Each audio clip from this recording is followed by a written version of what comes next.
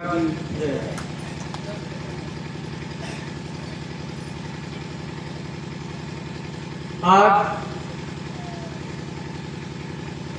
घोघा की इस पावन भूमि जहाँ ब्रह्मचारी बाबा, नागा बाबा, हमारे मार्ग गुरु से जुड़े तोतापुरी जी की ये पावन भूमि है और हम लोग बाबा के इस त्रिदिवसीय सेमिनार में मंचासीन उपस्थित दूर दराज से आए आचार्य श्रेयानंद दादाजी, वयोवृद्ध आचार्य रघुरामानंद दादाजी,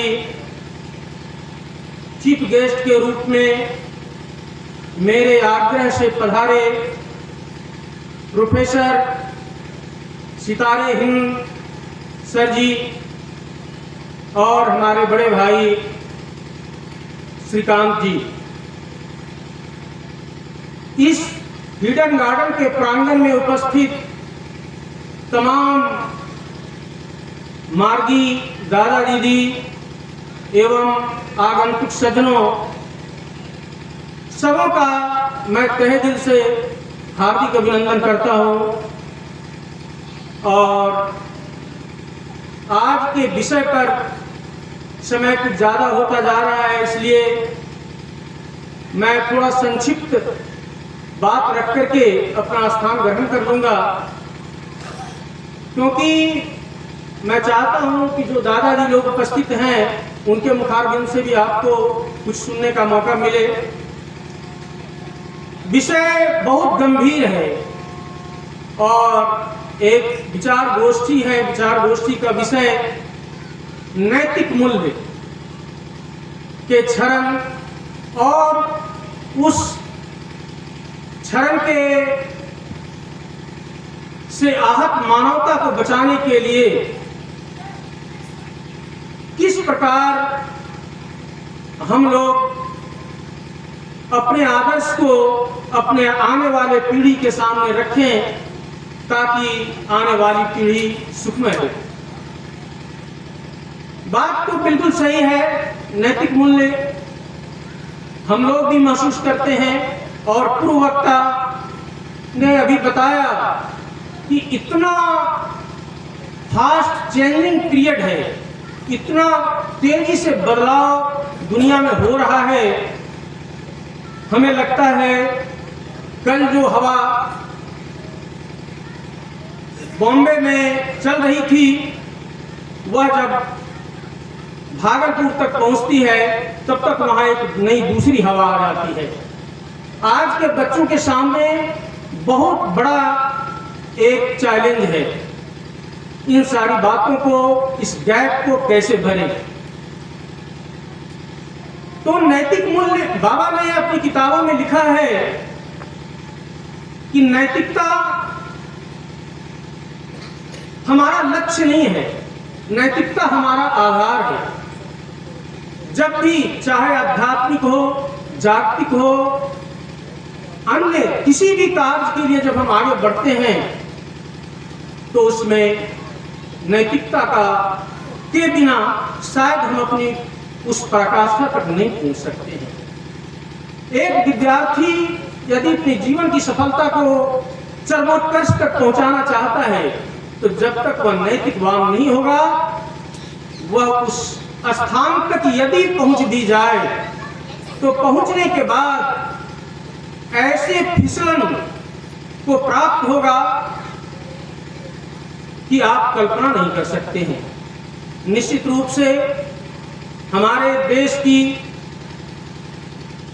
सर्वोच्च ब्यूरोक्रेट, जिसको हम आईएएस कहते हैं, आपने सुना होगा एक आईएएस बनने वाले बच्चे की जब जीवन यात्रा आप सुनेंगे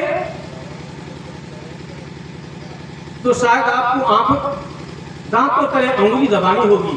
कोई साधारण यात्रा नहीं होती है, लेकिन यदि नैतिकता साथ नहीं है तो वही आईएएस कल जेल के सलाखों के पीछे नजर आता है, जिसका सैकड़ों उदाहरण आए दिन हम लोग सोशल मीडिया के युग में देखते रहते हैं, सुनते रहते हैं। इसलिए हमारी यात्रा नैतिकता के आधार पर ही शुरू होनी चाहिए। लेकिन आज वैसे मार्गदर्शक बहुत चिंतित हैं, उनके अंदर इतनी व्यथा है कि कैसे आने वाले बच्चों को संभाला जाए, कैसे उसे दिशा दिया जाए, कैसे उन बच्चों को राष्ट्र के धरोहर के रूप में स्थापित किया जाए। एक चैलेंज है आज की तारीख में। एक बहुत बड़े फिलोसोफर हुए थे स्वेट मॉर्डन, उनकी एक बात थी कि आप एक और केवल एक नेक आदमी बनाएं, ज्यादा बनाने की जरूरत नहीं है। उन्होंने कहा था वन एंड ओनली वन, एक और केवल एक। जो उन्होंने ऐसा कहा था इसलिए कहा था कि जिस दिन हम इस धरती से जाएं, मानव एक मरणशील प्राणी है, निश्चित रूप से एक दिन इस धराधाम से जाना है, तो हम अपने बदले एक बेटर रिप्लेसमेंट देकर के जाएं, एक अच्छा आदमी देकर के जाएं। यदि हम प्रत्येक आदमी अपने जीवन में यदि एक अपने बदले अच्छा आदमी देकर चला जाता है तो निश्चित रूप से यह धरती सुखमय होगा, आनंदमय होगा, और प्रत्येक व्यक्ति एक चांडाल इस धरती को देकर के चला जाए तो निश्चित रूप से बड़ी भयावह स्थिति कायम होगी। बहुत छोटा सा टास्क है, लेकिन आज के समय में यह टास्क भी बहुत भारी लग रहा है, बहुत दूर लग रहा है, बहुत कठिन लग रहा है। शायद मेरे जीवन में, मैं याद तो नहीं है, लेकिन नियर अबाउट 35 से 40 साल से बच्चों के मार्गदर्शन में अपना समय बिता रहा हूं। इतना परिवर्तन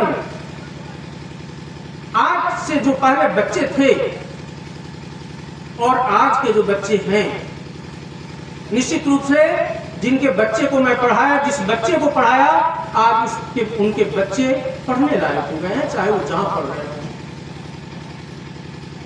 तो बहुत तेजी से परिवर्तन आया है और हम लोग सारे लोग इस बात को इंगित कर रहे हैं कि एंड्रॉयड मोबाइल, इक्विपमेंट, ये सारी चीजें, नो डाउट, तुलसीदास ने भी लिखा जड़ चेतन गुण दोष में, दुनिया के तमाम चीजों में गुण और दोष समाहित है, लेकिन जरूरत है हमारी प्रकृति कैसी हो। हम तो सूप की तरह बने, चावल को अपने अंदर रख लें और भूसा को बाहर फेंक दें। अगर हम इस प्रकार से बच्चों को अपने आचरण, अभी पूर्ववक्ता ने बताया कि हम अपनी आदर्श को समाज के लिए एक फुटप्रिंट बनाएं ताकि आने वाला जनरेशन उस पर कुछ अमल कर सके, हमको देखकर बहुत कुछ सीख सके। मैं एक ग्रामीण मीटिंग में था, कुछ कुकांड हो गया था, पर कुछ लोग कुछ बैठे हुए थे और बातें बताने योग्य नहीं है।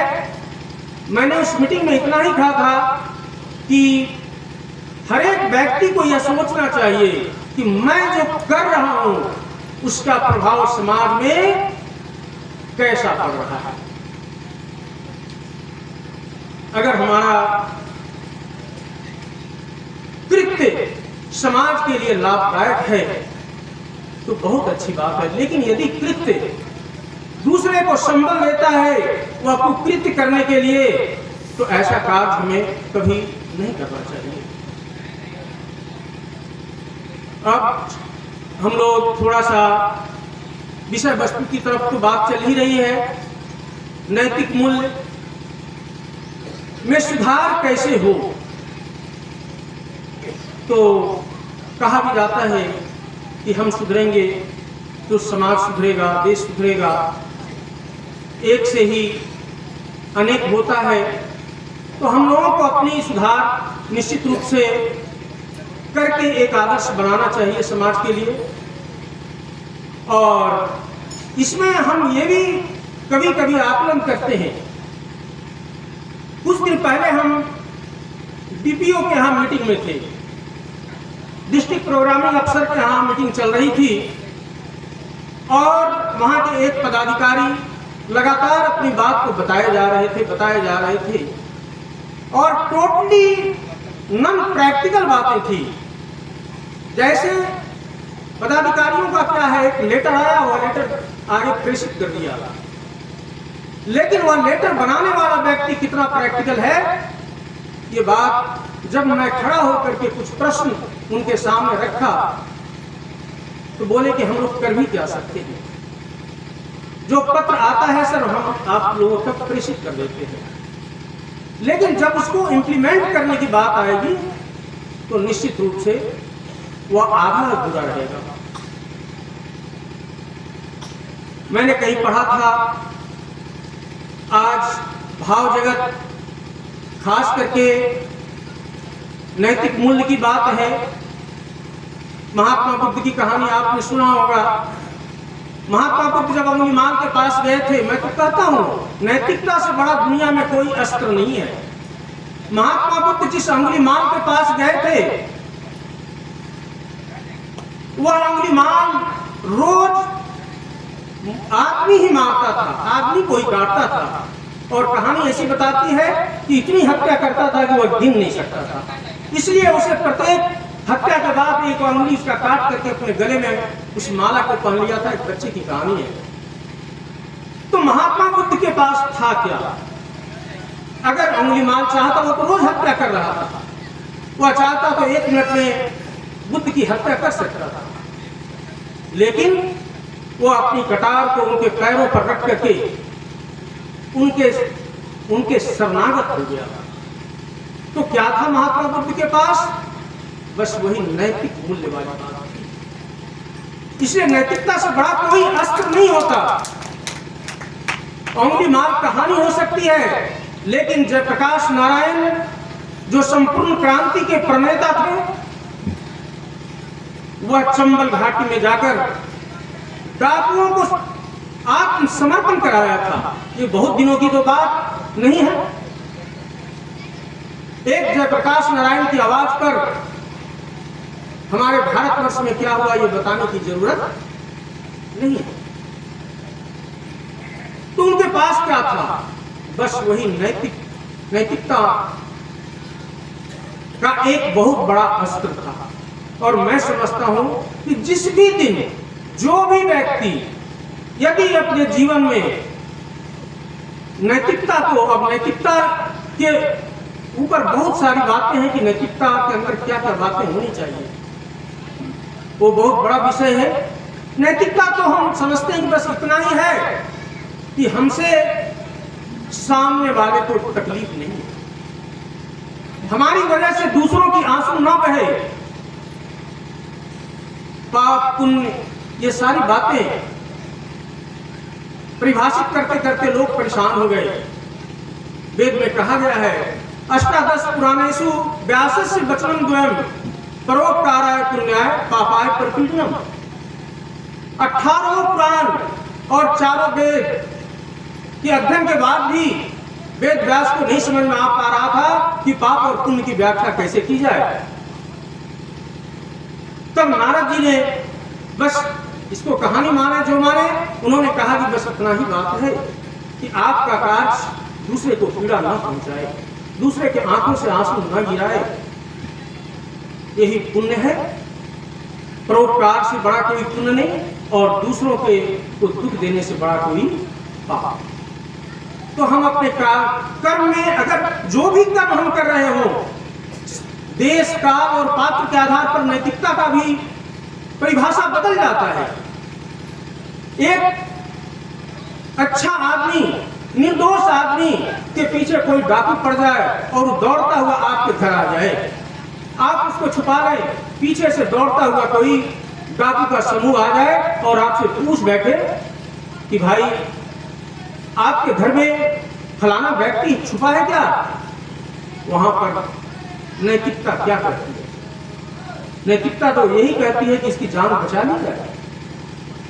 लेकिन उसके जान बचाने में अब दूसरा पक्ष खड़ा हो जाता है कि हम असत्य कैसे बोले। तो देश और काल और पात्र के हिसाब से इसको तय करने की जरूरत है। इसीलिए परमात्मा ने हमें विवेक और चेतना दिया है। ये चीज दुनिया में किसी भी जीव के पास नहीं है। इसका हम सही इस्तेमाल करें और अपने जीवन में आगे बढ़ने का प्रयास करें। बस इन्हीं शब्दों के साथ